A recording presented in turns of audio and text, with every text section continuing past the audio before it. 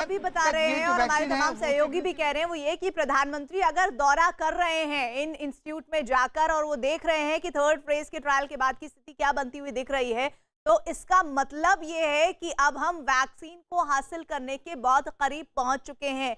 और ऐसे में इस वक्त की एक बड़ी खबर आ रही है, अच्छी खबर आ रही है, कोरोना की वैक्सीन से ही जुड़ी ये खबर है।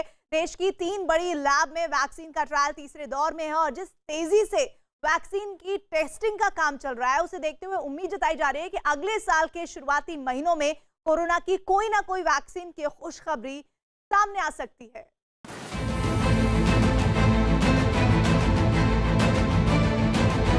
जब तक दवाई नहीं तब तक ढिलाई नहीं। कोरोना से जंग में अलर्ट मोड पर पीएम। कोरोना की वैक्सीन पर पीएम की नजर।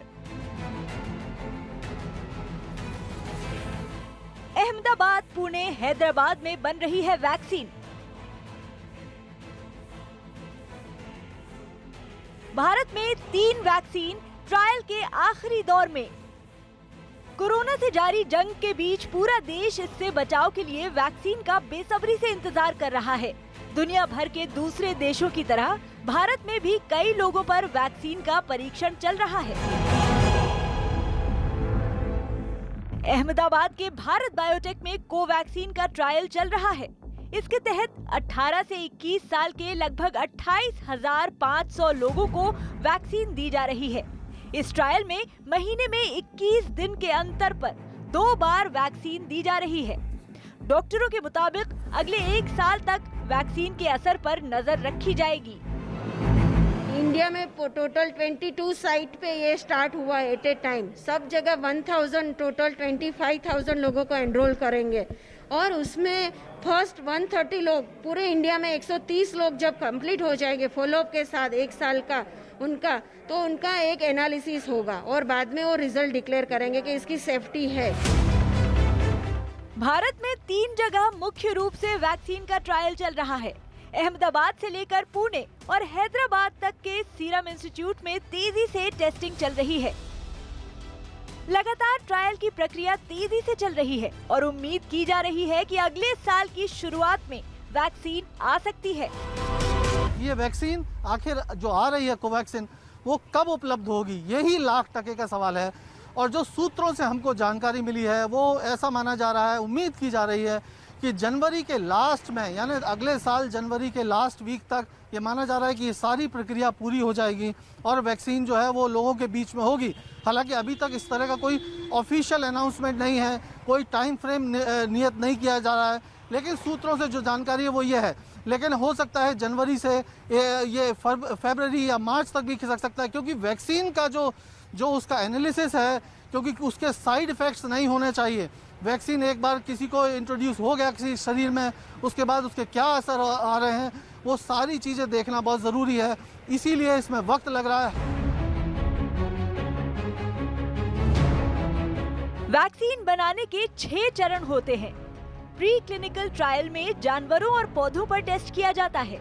फिर क्लिनिकल ट्रायल का फेज 1 होता है जिसको सेफ्टी ट्रायल कहते हैं। इसमें इंसानों के छोटे ग्रुप पर वैक्सीन का इस्तेमाल किया जाता है। इसके बाद क्लिनिकल ट्रायल का फेज 2 आता है। इसे लार्ज ग्रुप ट्रायल कहा जाता है और इसमें 100 या उससे ज्यादा लोगों पर टेस्ट किया जाता है। फिर क्लिनिकल ट्रायल का फेज 3 होता है जिसे ट्रायल की सबसे प्रभावी स्टेज माना जाता है। इसमें 40 से 50,000 लोगों पर टेस्ट किया जाता है। सबसे आखिर में अप्रूवल स्टेज होती है जिसमें सारे टेस्ट में सफलता के बाद दवा बनाने की मंजूरी दी जाती है। इसके बाद वैक्सीन का उत्पादन होता है जिसे दवा बनाने का आखिरी चरण कहते हैं और इसी में क्लिनिकल ट्रायल और मंजूरी के बाद दवा या वैक्सीन का उत्पादन शुरू किया जाता है। The final approval to give it into the general population, which means everybody and anyone can take it, will come probably at the end of January or February, because that's when the Indian trial will be completed. तो अब बस इंतजार है vaccine के सफल trial के ऐलान का, चाहे वो भारत में हो या फिर दुनिया के किसी दूसरे देश में। क्योंकि इसी के बाद भारत के 130 करोड़ लोगों को कोरोना से बचाव का टीका मिलने की शुरुआत होगी और इसके लिए खुद प्रधानमंत्री कई राज्यों के मुख्यमंत्रियों के साथ मिलकर ब्लूप्रिंट तैयार कर रहे हैं, जिससे जल्दी से जल्दी कोरोना से बचाव हो सके।